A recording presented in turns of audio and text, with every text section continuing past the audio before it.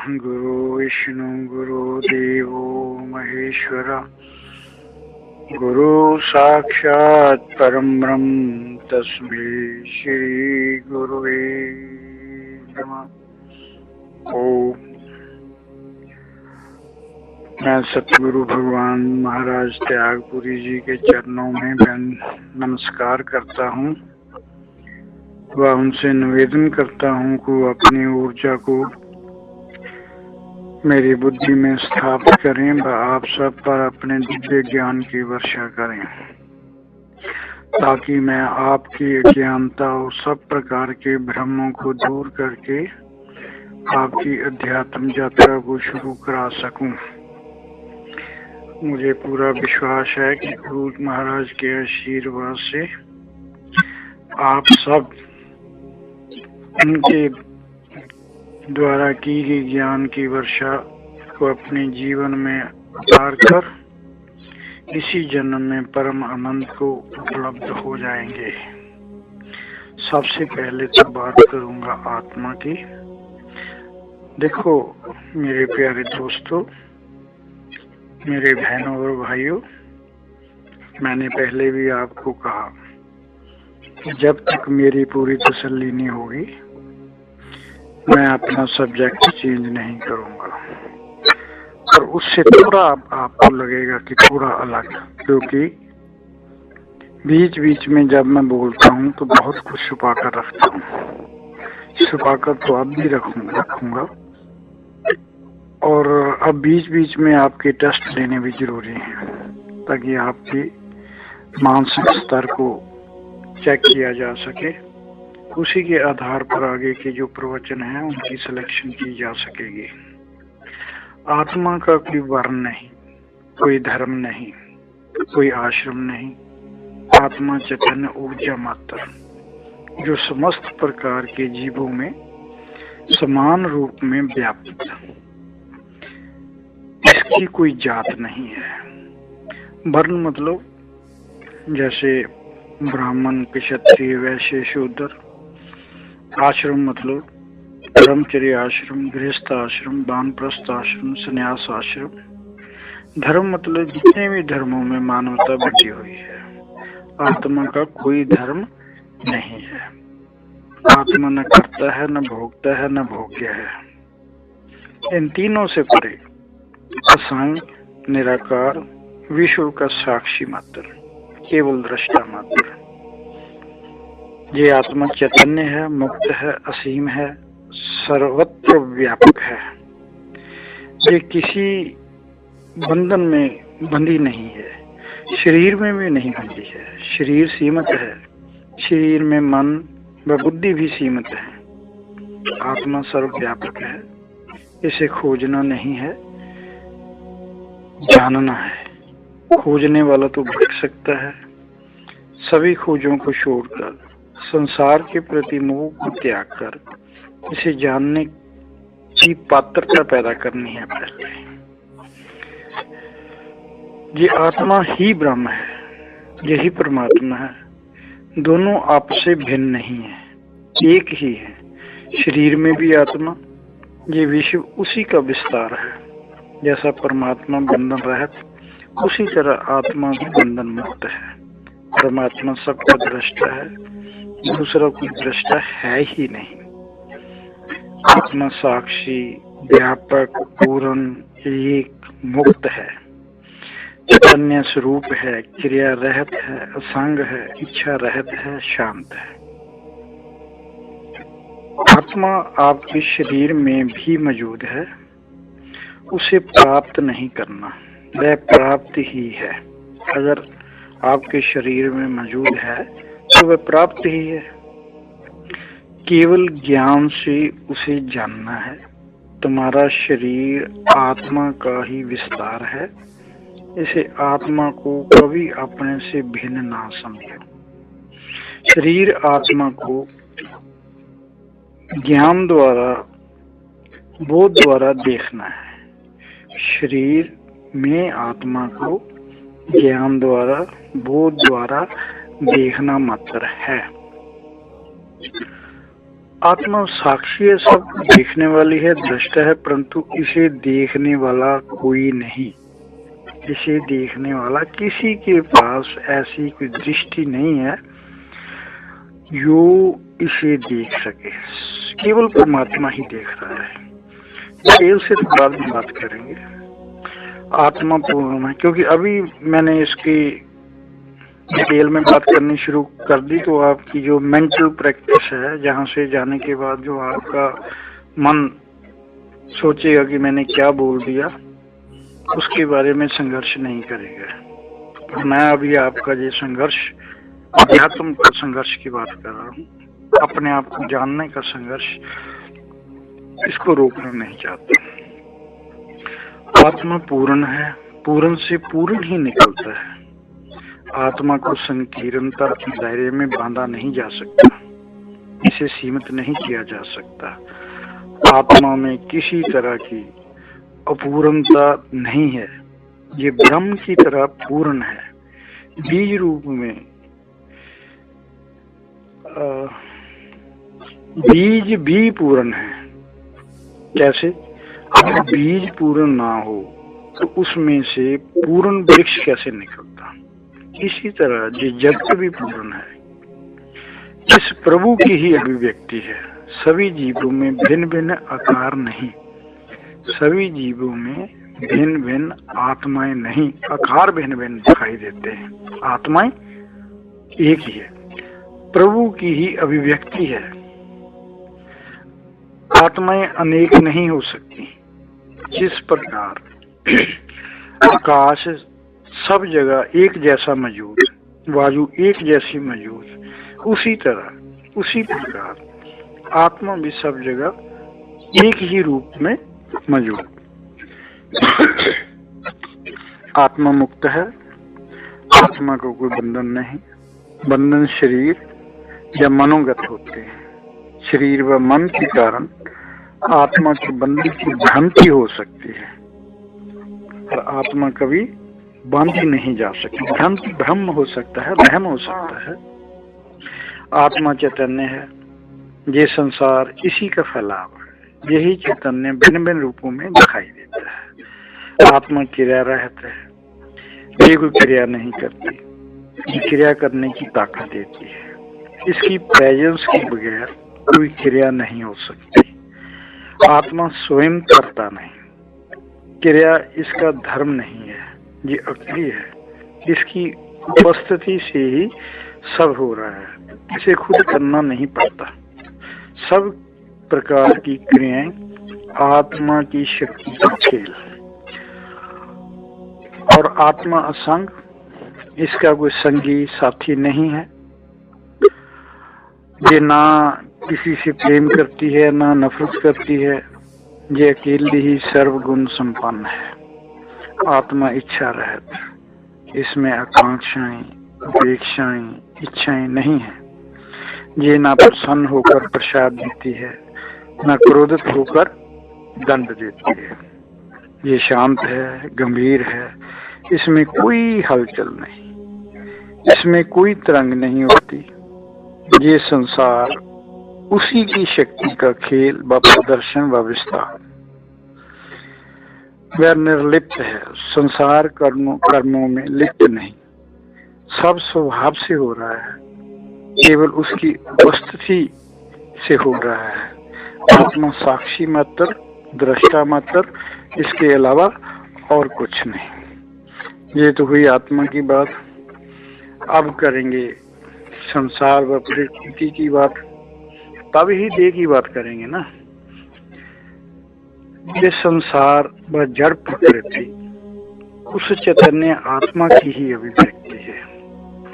ये संसार और संसार में जो कुछ भी आपको दिखाई देता है, ये उस चैतन्य आत्मा की ही अभिव्यक्ति है, उसी का विकास है, उसी का विस्तार है, उसी का खेल है, उसी की लीला है, या उसी का नृत्य है। प्रकृति अनित्य है, हर क्षण बदलती रहती है। संसार या सृष्टि के आधार को जान लेने से आत्मा को, संसार का आधार क्या है? आत्मा आधार है ना। सो संसार व सृष्टि के आधार मतलब आत्मा को जान लेने से समस्त विश्व प्रपंच का ज्ञान हो सकता है या हो जाता है, जिससे अंधविश्वास व भ्रांतियां मिट जाती हैं व मानव शांत हो जाता है। जब अशांति देने वाले सब प्रकार के कारण मिट जाएंगे तो परम आनंद को उपलब्ध हो ही जाओगे। संसार के बंधनों से मुक्त होकर स्वतंत्र हो जाओगे, फिर परमहंस बनने में ज्यादा देरी नहीं लगेगी। ये संसार एको हम बहुश्याम अर्थात मैं एक हूँ अनेक हो जाऊं। प्रभु के मन में इसी कामना के स्फुरण का नतीजा है। प्रभु के मन में क्या स्फुरना हुई, क्या कामना हुई? एको हम बहुश्याम, मैं एक से अनेक हो जाऊं। और इस प्रकार की भावना से सोई हुई शक्ति जागी। यही प्रभु की शक्ति आगे भिन्न भिन्न रूपों का निर्माण करती रही। इन भिन्न भिन्न रूपों में व्याप्त चेतना को उस परम चेतना से अलग होने का अनुभव हुआ। इन भिन्न भिन्न रूपों में व्याप्त चेतना को उस परम चेतना से अलग होने का अनुभव हुआ। इससे मैं भाव उत्पन्न हुआ। ये मैं भाव ही जीव रूप में परमात्मा से अपने आप को अलग महसूस करने लगा। वह मरण जन्म के चक्कर में फंस गया। आत्मा अरूप निराकार, उसी निराकार का साकार रूप ये संसार, इस संसार में आकार बनते व खत्म होते रहेंगे, किंतु मूल तत्व में कोई परिवर्तन नहीं आएगा। मूल तत्व मतलब आत्मा। अगर ये भाव सदा बना रहे तो इस संसार के मोह में ना पड़कर इसमें स्वर्ग जैसा जीवन आप बिता सकते हो। और ये होगा तब जब आप अपने सही स्वरूप को पहचान लोगे। जब आपको अपने सही स्वरूप का ज्ञान हो जाएगा। आत्मा का ज्ञान ही अपने आपे का ज्ञान है, अपने स्व का ज्ञान है, अपनी मैं का ज्ञान है। अपने आप को जाने बिना या अपनी मैं को जाने बिना जीवन में शाश्वत आनंद नहीं मिल सकता। इस शरीर के भीतर आत्मा के रूप में परमात्मा मौजूद है। आत्मा को जानकर ही परमात्मा को जाना जा सकता है। समस्त सृष्टि का आधार आत्मा है। आत्मा ही जड़ व चेतन में मौजूद व आत्मा से भिन्न कुछ भी नहीं। ये आत्मा जड़ व चेतन में मौजूद है, वह आत्मा व परमात्मा से भिन्न और कुछ है ही नहीं। इस शरीर में मन बुद्धि अहंकार इसका असली रूप नहीं। जैसे हम छाती पर हाथ मार कर कहते हैं ना, मैं करते हैं, मैं ये कर दूंगा वो कर दूंगा। इस शरीर में मन बुद्धि अहंकार इसका असली रूप नहीं, बल्कि आत्मा ही इसका असली स्वरूप है। शरीर में मौजूद चेतन तत्व को आत्मा, पूरे ब्रह्मांड में मौजूद चेतन तत्व को परमात्मा कहते हैं। ये एक बार नहीं, बार बार बोल रहा हूँ ताकि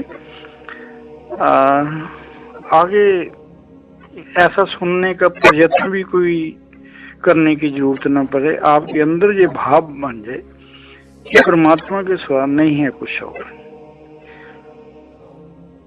दोनों आत्मा व परमात्मा एक ही है। आत्मा एक ही है, वह नित्य है। स्व का ज्ञान संसारिक बंधनों से मुक्त हुए बिना नहीं हो सकता।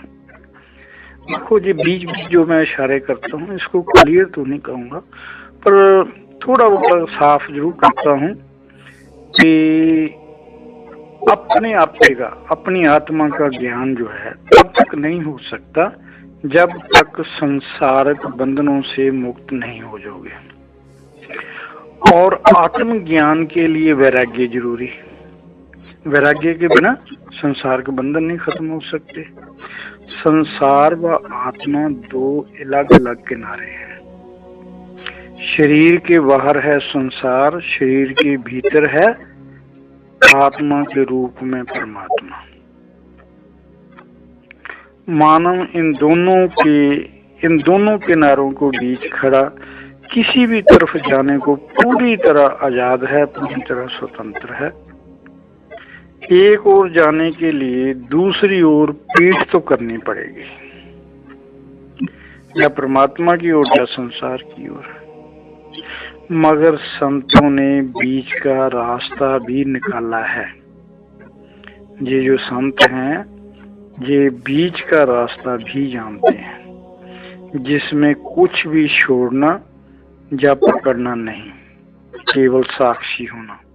संसार के प्रति मोह त्याग कर साक्षी बनने का अधिकारी बनना जरूरी है।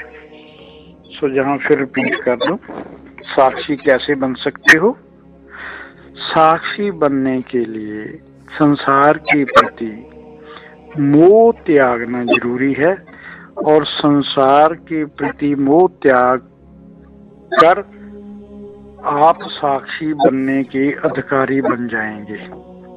ज्ञान प्राप्ति हेतु अधिकारी व जिज्ञासा व श्रद्धा होनी जरूरी।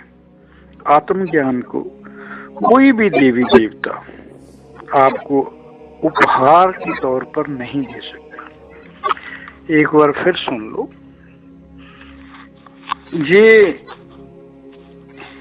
ये भी रिपीट कर, जो भी मैं रिपीट करता हूँ ना उसके पीछे भी कोई कारण होता है।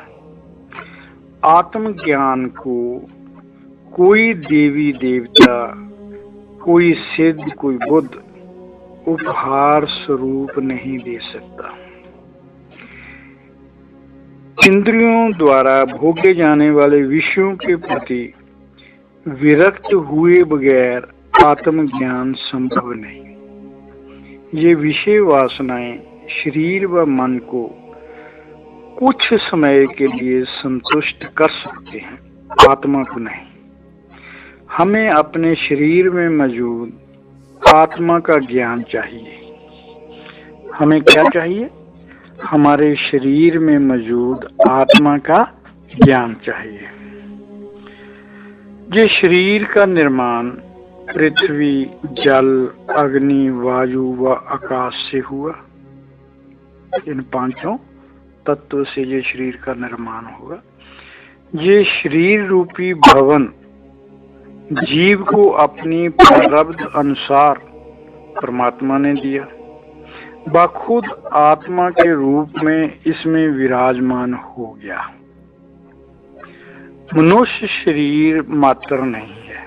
ये जो हमारा दिख रहा है ना शरीर, ये केवल शरीर मात्र ही नहीं है, बल्कि इसमें चैतन्य आत्मा का ही विस्तार है।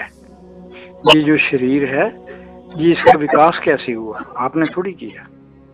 इसका विकास हुआ जो आत्मा, चैतन्य स्वरूप आत्मा अंदर है, जब उसका विस्तार होता गया तो इस शरीर का भी उसके नियम अनुसार विस्तार होता गया।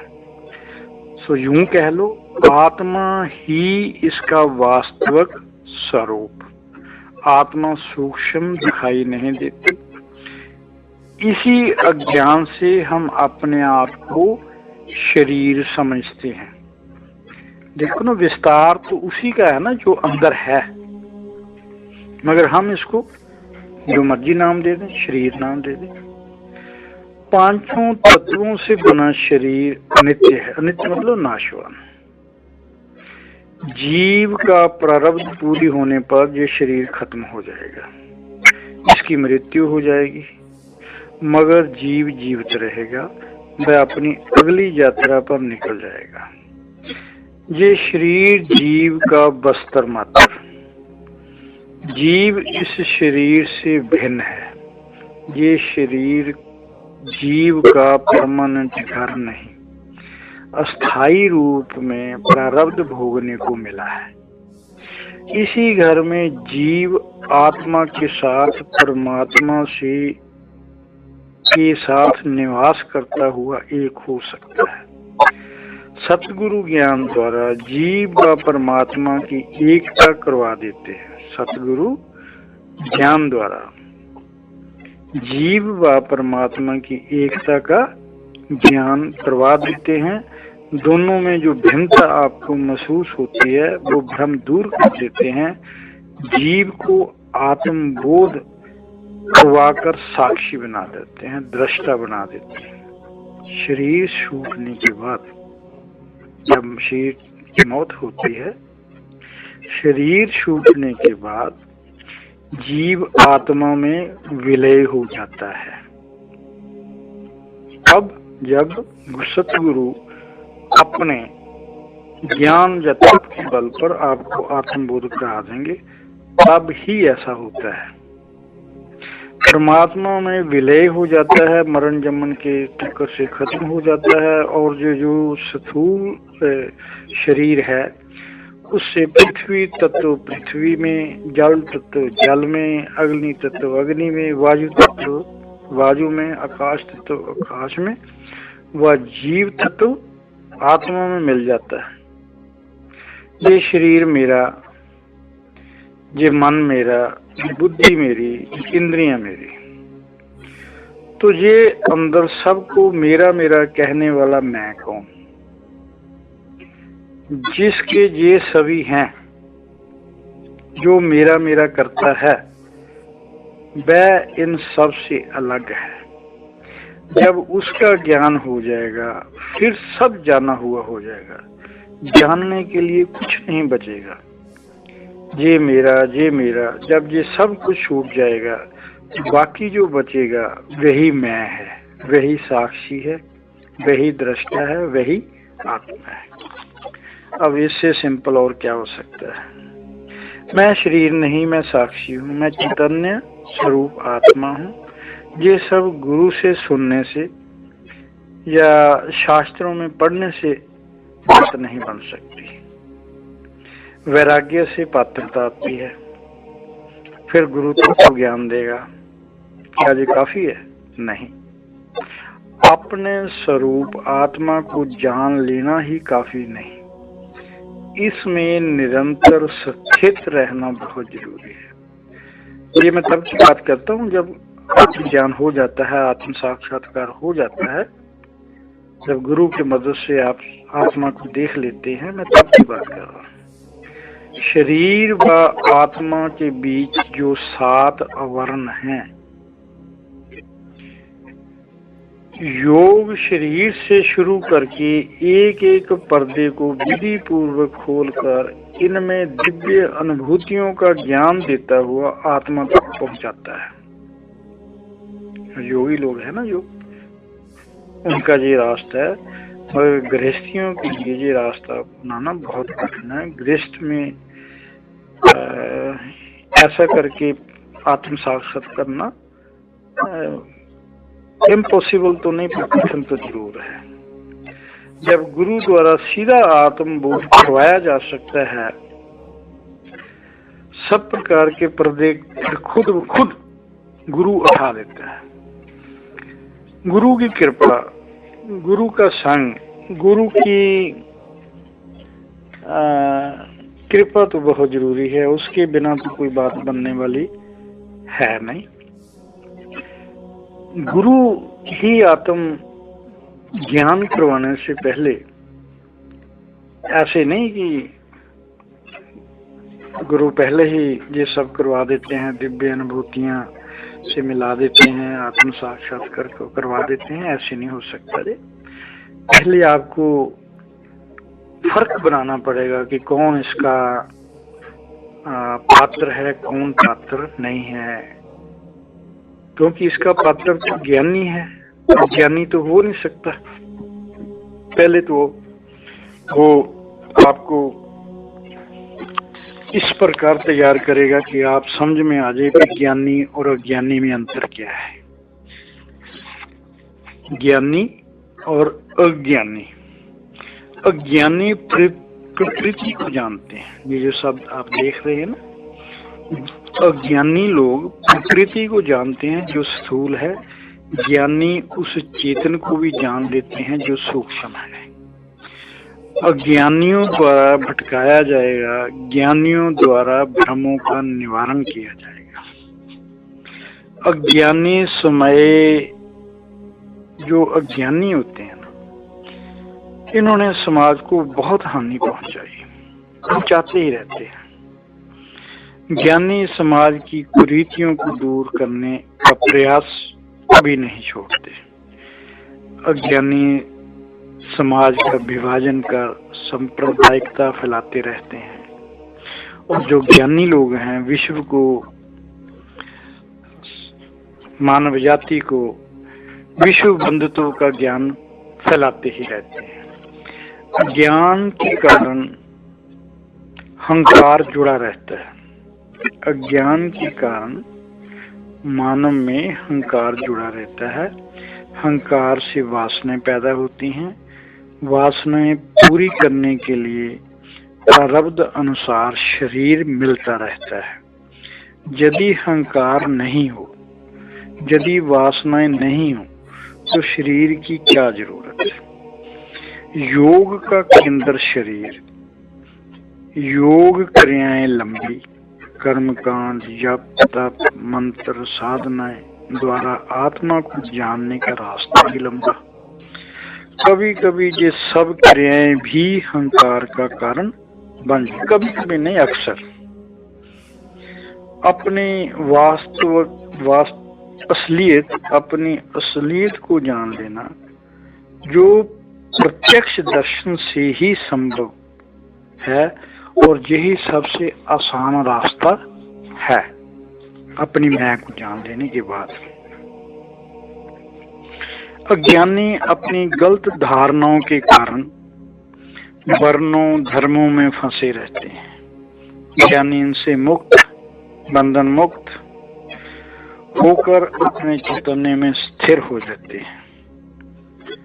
जो ज्ञानी हैं, जिनको ज्ञान हो गया, वे मुक्त व बंधन मुक्त होकर अपने चैतन्य स्वरूप में स्थिर रहते हैं। फिर वो डामाडोल नहीं होते आत्म, फिर वो किसी भी भ्रम में, किसी तरह के भी भ्रम में फंसने की भी उनके चांसेस नहीं रहते। आत्म ज्ञान का दीपक जलते हैं। ज्ञानी लोग जो हैं, आत्म ज्ञान का दीपक जब जल जाता है तो अज्ञान रूपी अंधकार, मतलब सब प्रकार के वहम, सब प्रकार की भ्रांतियां अपने आप मिट जाती हैं। अज्ञानियों के लिए परमात्मा व आत्मा भिन्न, ईश्वर व सृष्टि अलग अलग। उनके लिए, उनकी दृष्टि में ईश्वर करता है, उसने सृष्टि बनाई, या आसमान में या स्वर्ग पर बैठा हुआ है, वह पाठ पूजा करने से दया करता है, प्रार्थना स्वीकार करता है, कर्म कांडों से वह दंड माफ कर देता है। जो हमने पाप किए, प्रार्थनाओं या कर्म कांडों से वो हमारे दंड माफ कर सकता है। आत्मा व परमात्मा का जो संबंध है वह पिता पुत्र का है या मालिक गुलाम का है। ईश्वर मुक्त है, आत्मा गुलाम है। गुलाम कभी मालिक नहीं बन सकता। परमात्मा मेरा स्वामी है, मैं उसका गुलाम हूँ। प्रभु धर्म स्थलों में, तीर्थ स्थलों में छुपा हुआ है, हमें उसकी यात्रा करनी चाहिए। ऐसी धारणाएं हैं अज्ञानियों में। जो ज्ञानी होते हैं वे बंधन मुक्त होते हैं। आत्मा परमात्मा एक, और आत्मा सब जगह व्यापक। जीव प्रारब्ध व कर्मोनुसार प्रभु के नियम क्या प्रभु का, जैसी करनी वैसी भरनी, प्रभु के नियम अनुसार अपनी यात्रा चलाता है। इनके हिसाब से प्रार्थनाओं का कोई महत्व नहीं, प्रार्थनाओं से प्रारब्ध को चेंज नहीं हो सकती, प्रार्थनाओं से या कर्म कांडों से प्रभु का मन पिघलता नहीं। ये ज्ञानी लोगों की बात कर रहा हूँ। वो कहते हैं कि जो मर्जी कर लो, जो आपने पाप किया उसका दंड तो भोगना पड़ेगा। कर्म कांडों प्रार्थनाओं से प्रभु का मन नहीं पिघलता। वह दया करके दंड माफ नहीं कर सकता, वह न्यायकारी है। इसलिए ज्ञानी अपने को प्रभु का अंश समझते हुए आम आत्मा ब्रह्म तत्वमसि शिवोहम की घोषणा करते हैं व उससे एक होकर आनंद स्वरूप बन जाते हैं, परम ज्ञान को उपलब्ध हो जाते हैं। मैं भी सतगुरु की कृपा से, अपने सतगुरु महाराज स्वामी त्यागपुरी महाराज जी की कृपा से आपकी दृष्टि व भाव में बदलाव लाने का प्रयत्न कर रहा हूँ। आपका अज्ञान खत्म करना चाहता हूँ। ये सुंदर संसार, इसे देखने के लिए मन में सुंदर भाव चाहिए, सकारात्मक दृष्टि का होना जरूरी है। जब तक मन में सब प्रकार के भ्रम मिट नहीं जाते, संसार में बुराइयां ही बुराइयां दिखाई देती रहेंगी। अगर मन में भूत का डर है तो जंगल जाने की जरूरत नहीं, अंधेरे की भी जरूरत नहीं। भूत घर ही क्यों, शरीर के अंदर ही महसूस करने लग जाओगे। स्वप्न में भी भूत छाती पर आकर बैठकर तुम्हें डराने लग जाएगा। अज्ञान के कारण अपना घर अच्छा नहीं लगता। ये संसार कांटों का वन दिखाई देता है, दुख ही दुख संसार में दिखाई देते हैं। मगर ज्ञानियों को घर में सुख व शांति। संसार ज्ञानियों के लिए फूलों की बगिया, पर्वत, नदियां, झरने, मैदान, वन, बादल, समुद्र, सूर्य, चांद, सभी में परमात्मा की सुंदरता दिखाई देती है, हर ओर खुशहाली दिखाई देती है। इसलिए आपका अज्ञान मिटाकर मानसिक स्थिति में परिवर्तन लाने का यत्न कर रहा हूँ। मैं क्या कर रहा हूँ?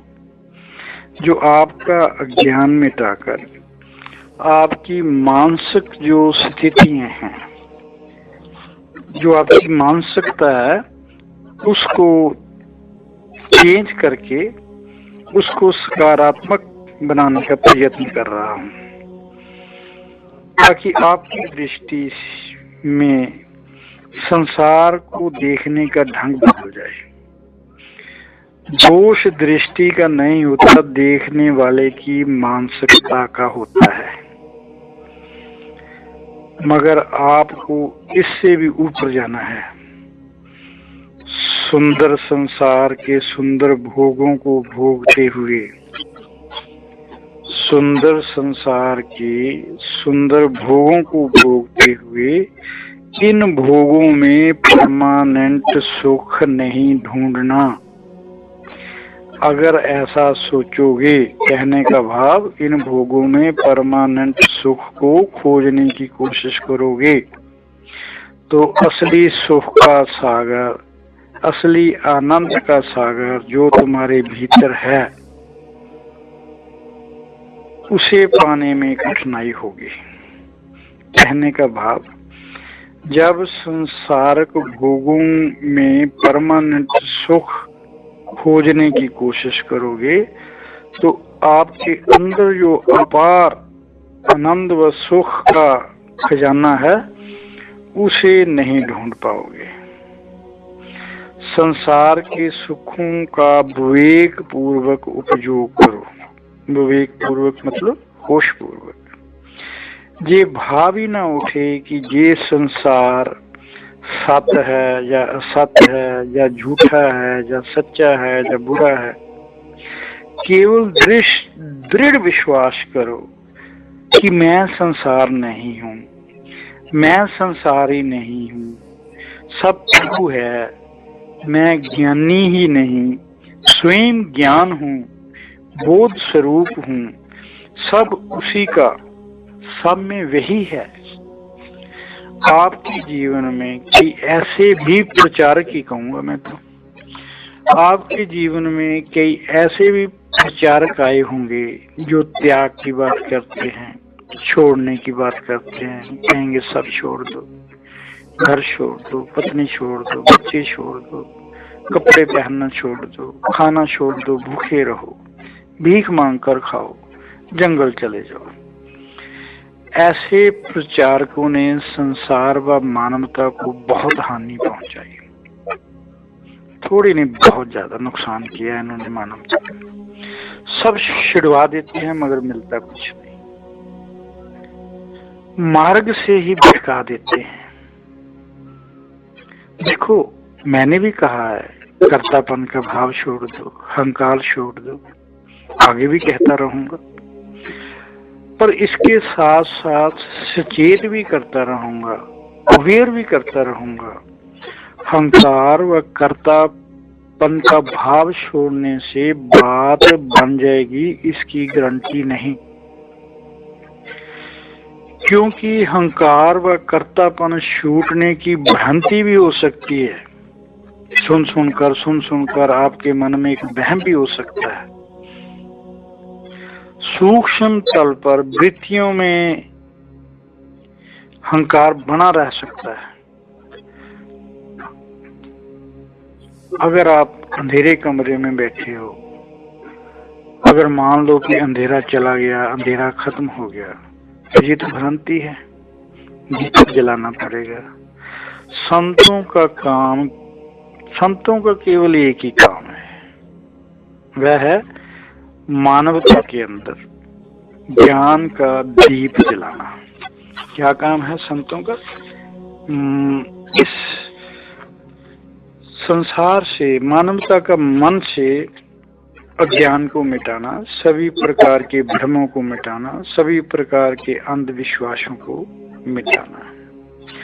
अगर पूरी तरह विश्वास हो जाए मैं केवल बोध स्वरूप हूँ, अज्ञान अपने आप मिट जाएगा। कर्तापन का भाव करे कराए आपके आप में बदल जाएगा, कुछ करना नहीं पड़ेगा। फिर दुख रहित, शोक रहित होने के लिए प्रयास करने की जरूरत नहीं पड़ेगी। मगर जो होता उन्हीं के साथ है जो कई जन्मों से लगे हुए हैं, और इस जन्म में समर्थ गुरु उनके जीवन में आ जाता है और बात बन जाती है। गुरु क्या करते हैं? गुरु तो यही करते हैं ना, मानसिकता व दृष्टि तो पहले बदलते ही हैं आपकी। दृष्टि जो है ना, दृष्टि दोष या मानसिकता में दोष, ये तीन तरह के मैंने पहले आपको बताए। एक बार फिर उनको रिपीट कर देता हूँ। एक तो ऐसी पर्सनैलिटीज होते हैं जिनको दोषदर्शी कहते हैं। इन लोगों को दूसरों में दोषों के सिवा कुछ दिखाई नहीं देता। और दूसरी कैटेगरी होती है जो उनसे ऊपर होते हैं, ये होते हैं गुणदर्शी। ये दूसरों के दोषों पर गौर ही नहीं करते, उनको महसूस ही नहीं करते, और जो उनमें गुण होते हैं उनको ग्रहण करते हैं, उनके गुणों की प्रशंसा करते हैं, उन गुणों को अपने जीवन में उतारने की कोशिश करते हैं। तो पहले से तो ये काफी अच्छे होते हैं। और जो सबसे अच्छे होते हैं वो होते हैं प्रभुदर्शी। ये मैं दूसरी बार रिपीट किया, तीसरी बार फिर कहूंगा। जो प्रभुदर्शी होते हैं वो सबसे ऊंची होती है, उनकी मानसिकता सबसे ऊंची होती है। सब में प्रभु को महसूस करते हैं, सब में उसी का अंश महसूस करते हैं।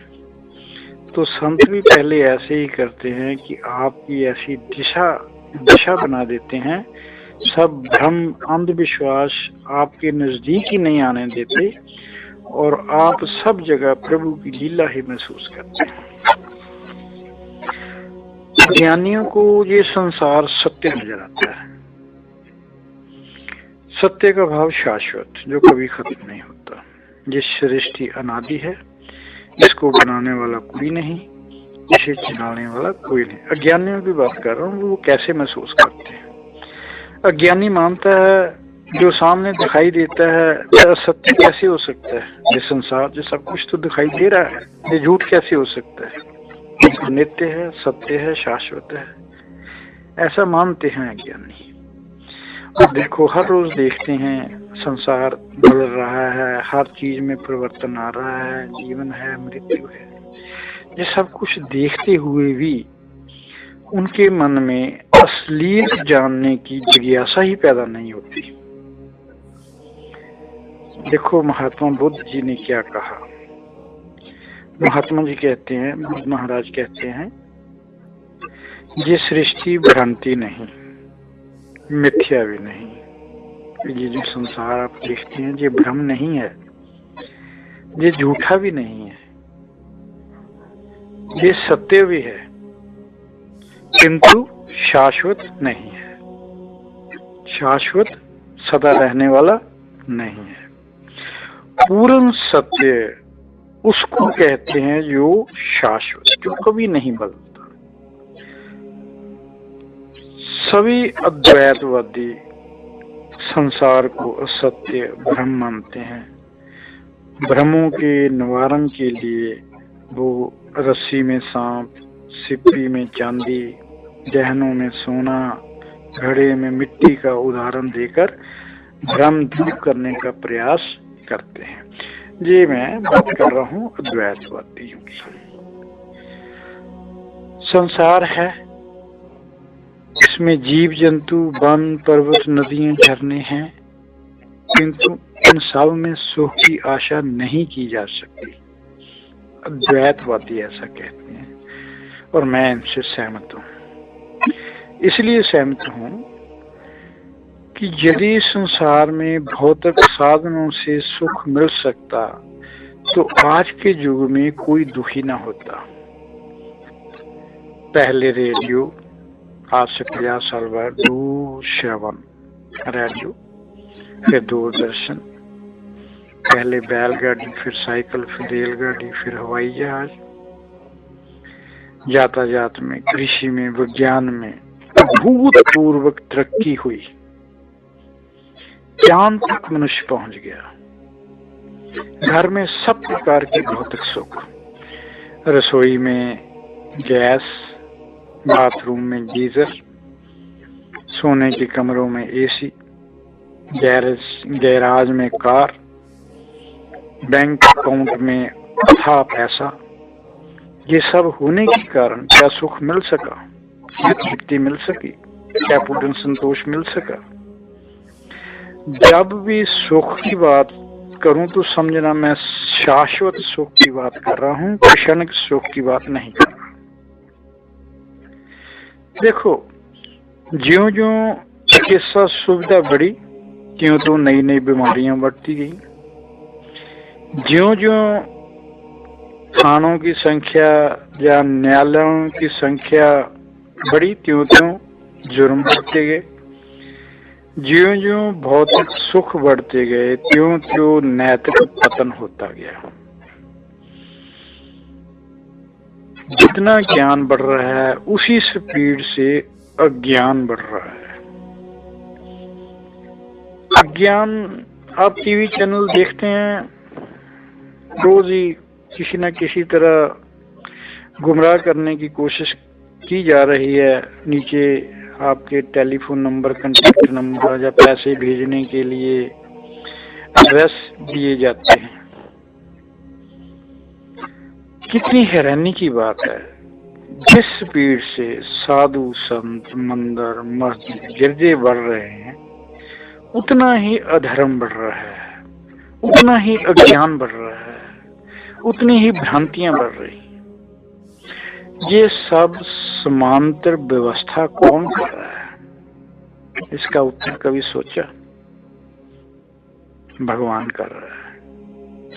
वह आपको समझाना चाहते हैं कि संसार में व संसार के भोगों में शाश्वत सुख ढूंढना मूर्खता है। मैं कभी संसार से नहीं मिल सकता। शाश्वत सुख की बात कर रहा हूँ, शाश्वत आनंद की बात कर रहा हूँ। सुख का सागर, आनंद का सागर तुम्हारे भीतर है, अंदर से ही मिलेगा, बाहर कभी नहीं मिल सकता। परम आनंद का निवास तुम्हारे भीतर। ये प्यारा संसार तुम्हें न सुख देता है न दुख देता है। संसार के प्रति मोह ही आपके लिए सुख व दुख का कारण है। अपने अज्ञान के कारण, अपने मन की भ्रांतियों के कारण आप असलियत को नहीं समझ सके। मैं एक छोटी सी घटना आज सुनाता हूँ आपको। मेरे पास एक बहुत अच्छे पंडित जी, बहुत विद्वान, वो मेरे पास आए। वो ज्योतिषाचार्य भी हैं, टीवी देखते भी हैं, टीवी बनाते भी हैं। उन्होंने ना बड़े उत्साह से मेरे को एक पर्चा दिया। वो समाज से सेवक भी हैं। उनके बैग में काफी संख्या में वो उस पर्चे की फोटो स्टैम्प्स काफी पड़ी हुई थी। एक मंदिर का निर्माण भी कर रहे हैं। उन पर्चे को मैं आपको सुनाना चाहता हूँ। जो वो उन्होंने मेरे को वो दिया ना पर्चा, मैं आपको सुनाना चाहता हूँ।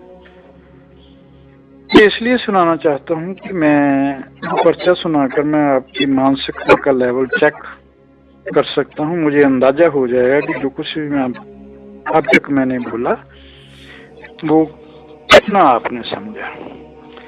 उस पर्चे पर जो लिखा हुआ था उसका हेडिंग था जिंदगी व मौत। जिंदगी व मौत। जिंदा थे तो किसी ने पास भी बिठाया नहीं, अब खुद मेरे चारों ओर बैठे जा रहे हैं।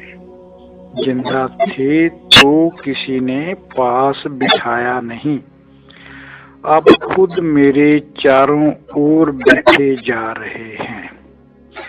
पहले कभी किसी ने मेरा हाल भी न पूछा, अब सभी आंसू बहाए जा रहे हैं। पहले कभी किसी ने मेरा हाल भी न पूछा, अब सभी आंसू बहाए जा रहे हैं। एक रुमाल भी भेंट न किया जब मैं जिंदा था, एक रुमाल भी भेंट न किया जब मैं जिंदा था। अब शालें व कपड़े ऊपर से उड़ाए जा रहे हैं। सबको पता है कि अब इसके काम के नहीं, फिर भी बेचारे दुनियादारी निभाए जा रहे हैं। किसी ने एक वक्त का खाना खिलाया नहीं, अब देसी घी मुंह में डाले जा रहे हैं। जिंदगी में एक कदम भी साथ न चल सका कोई, अब फूलों से सजाकर कंधों पर उठाकर ले जा रहे हैं। अब पता चला कि मौत जिंदगी से कितनी बेहतर। अब पता चला कि मौत जिंदगी से कितनी बेहतर। हम तो बेवजह ही जिंदगी की चाहत किए जा रहे हैं। पंडित जी से इस पर्चे के बारे में चर्चा हुई तो मेरे को लगा कि उनमें रूपांतर होने की संभावना है। वो मेरी बातों को सुनकर बहुत प्रभावित हो रहे थे और दिल ही दिल में वो मन ही मन में न थोड़ी सी गलानी महसूस करने जा रहे थे कि एक संत को मुझे ऐसा पर्चा नहीं देना चाहिए था। तो मैंने आपको 3 तरह के लोगों की बात सुनाई। पहले दोषदर्शी, जो दूसरे में दोष ही निकालते हैं, त्रुटि ही निकालते हैं, अवगुण ही देखते हैं। दूसरे बचाए गुणदर्शी, जिनको कभी दूसरों में नुक्स नजर नहीं आता, वो यही महसूस करते हैं अगर कोई गलती होगी तो मेरे में होगी। दूसरे सब ठीक है, मैं ही गलत हो सकता हूँ। संसार से, दूसरे से कोई अपेक्षा नहीं करते, मैं क्या दे सकता हूँ। वो यही सोचते हैं कि मैं समाज को क्या दे सकता हूँ, समाज मुझे कुछ दे, ऐसी उनकी भावना नहीं होती। समाज से कोई शिकायत नहीं होती उनकी, वो केवल धन्यवाद करते हैं, पूर्ण तृप्त रहते हैं, पूर्ण संतोष से रहते हैं। और जो पहले वाले हैं वो हमेशा अपेक्षा करते हैं, हमेशा शिकायतें करते हैं। और जो सबसे ऊंचे होते हैं प्रभुदर्शी, सब गोविंद है, सब गोविंद है, सब जगह वो ही मौजूद, सब उसी की लीला, उसके सिवाय कुछ है ही नहीं। मैं भी उसी का अंश होने के कारण मैं भी वो ही हूँ। पंडित जी द्वारा दिया पर्चा एक मृत पड़े व्यक्ति की भावनाएं दर्शाता है। जो भी कवि ने लिखा, जिसने भी वो ये भावनाएं व्यक्त की, उसने एक मृतक डेड बॉडी जो है उसकी भावनाओं को उसने दर्शाया। ये कौन सी दृष्टि? 5 मिनट जरा आप सोच लो। 5 मिनट में विश्राम करूंगा, उसके बाद मैं आपसे प्रश्न करूंगा कि ये जो मैंने ऊपर कविता के रूप में पढ़ा, ये जो कवि है इसकी दृष्टि कौन सी है? तीनों में से कौन सा दर्शी है जी? देखो, बड़े ध्यान पूर्वक मेरी बातों का जवाब देना जब मैं प्रश्न करूं, जिससे आपकी मानसिकता जो है, इशारा तो मैंने पहले कर ही दिया, आपकी मानसिकता को चेक करने में ये बहुत कारगर हथियार साबित होगा। ये जो व्यक्ति है जिसमें ऊपर लिखा, ये दोषदर्शी है। जीते जी तो दोष देते रहे, मरने के बाद भी दोष ही दे रहे हैं। और क्या महसूस करता था जब मैं जीवित था? मेरा किसी ने संग नहीं किया, मेरा किसी ने साथ नहीं दिया, मेरा हाल नहीं पूछते थे, रुमाल तक कभी मुझे भेंट नहीं किया, पहनने के लिए कपड़े नहीं देते थे, एक वक्त का खाना भी नहीं देते थे, दुख में साथ नहीं देते थे। जीते जी सभी से नाराजगी, सभी के प्रति शिकायतें, कितनी आकांक्षाएं सी थी इसके मन में कि दूसरे मेरे लिए ये करें, वो करें, वो करें। संसार में सभी घटिया, मेरा किसी ने ख्याल नहीं रखा। जीते जी दूसरों से कैसा बर्ताव किया इसका कोई ख्याल नहीं किया। मरने के बाद भी इसे सब दिखावा नजर आ रहा है। मेरे ऊपर कपड़े डाल रहे हैं, दिखावा कर रहे हैं, मेरे मुंह में देसी घी डाल रहे हैं, दिखावा कर रहे हैं। जीते जी उन्होंने कुछ किया नहीं।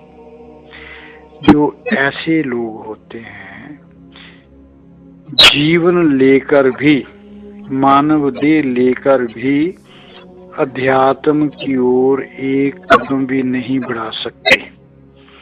इसलिए मैं आपकी मानसिकता बदलकर दृष्टि परिवर्तन करने का प्रयास कर रहा हूँ। आपको अज्ञान से निकालकर ज्ञान की तरफ ले जाना चाहता हूँ, ताकि आप महाराज के वचन समझकर महसूस करें, सच्चिदानंद में, नित्य निर्द्वंद में, और सब गोविंद है, सब गोविंद है, गोविंद बिन नहीं कोई। प्रभु के सिवाय कुछ है ही नहीं, प्रभु के सिवाय कुछ देखें नहीं, प्रभु के सिवाय कुछ महसूस ना करें, तब आप प्रभुदर्शी बन जाएंगे। अज्ञानियों की श्रेणी से निकलकर ज्ञानियों की श्रेणी में आ जाएंगे। तो ये तो बात रही, जैसे गुरु तैयारी करवाता है ज्ञानी और अज्ञानियों की, किसका आध्यात्मिक विकास हो सकता है, किसका आध्यात्मिक विकास नहीं हो सकता, ये सब गुरु तैयारी कराता है। और अध्यात्म का लक्ष्य, अध्यात्म का लक्ष्य मतलब इस तैयारी का जो उद्देश्य है, इस तैयारी का जो भी उसके पीछे भावना होती है, वो है मोक्ष की, मुक्ति की, परम आनंद पाने की। और उसमें जो कैसे वो मुक्ति की ओर हम बढ़ सकते हैं, यही तैयारी वो कराते हैं। अगर ज्ञानियों बारे बात की, अगर अपने आप को जानने की बात की, तो इसका मतलब मरण जन्म के चक्कर से मुक्त होने का ना, परम आनंद की स्थिति में स्थापित होने का। देखो जो मुक्ति है ना, ये ज्ञान के बिना नहीं हो सकती। मुक्ति ज्ञान से ही प्राप्त हो सकती है। विषय वासनाओं से मुक्त होना है मुक्ति। मुक्त होने का रास्ता है विषय विकारों से मुक्त होकर सरलता, दया, संतोष, क्षमा व सत्य के रास्ते पर चलना। इंद्रियों द्वारा भोगे जाने वाले भोग केवल मन व शरीर को कुछ समय के लिए ही संतुष्ट कर सकते हैं। भोग से वासनाएं कभी परमानेंट तृप्त नहीं हो सकती।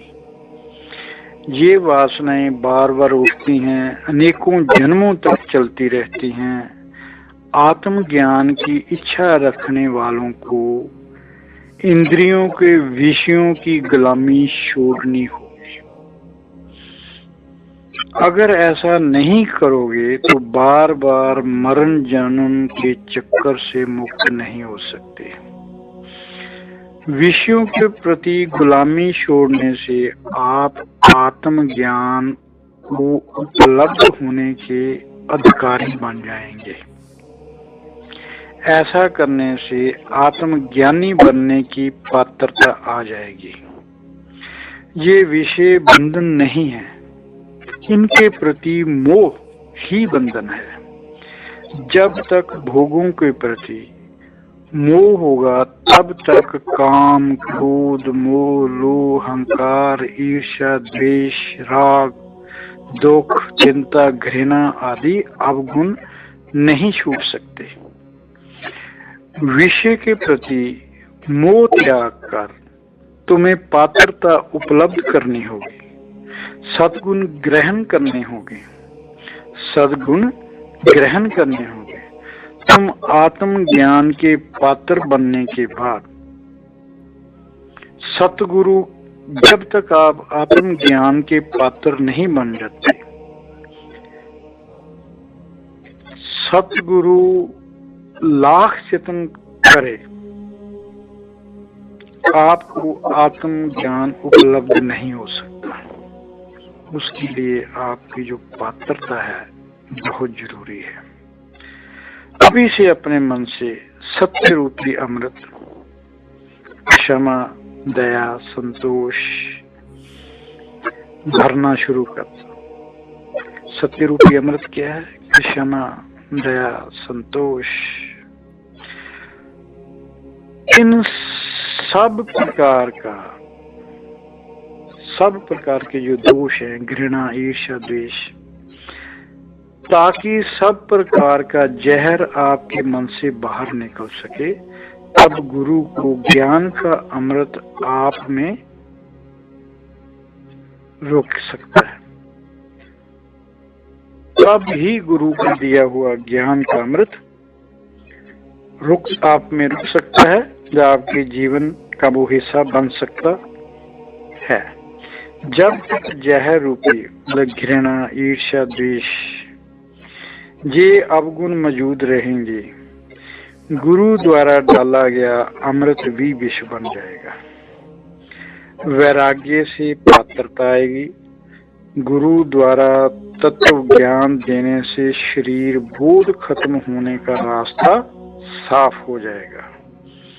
शरीर बोध खत्म होने के बाद भी सूक्ष्म वृत्तियां द्वारा शरीर मुख में फंसे रहे तो सभी बार धन्यवाद।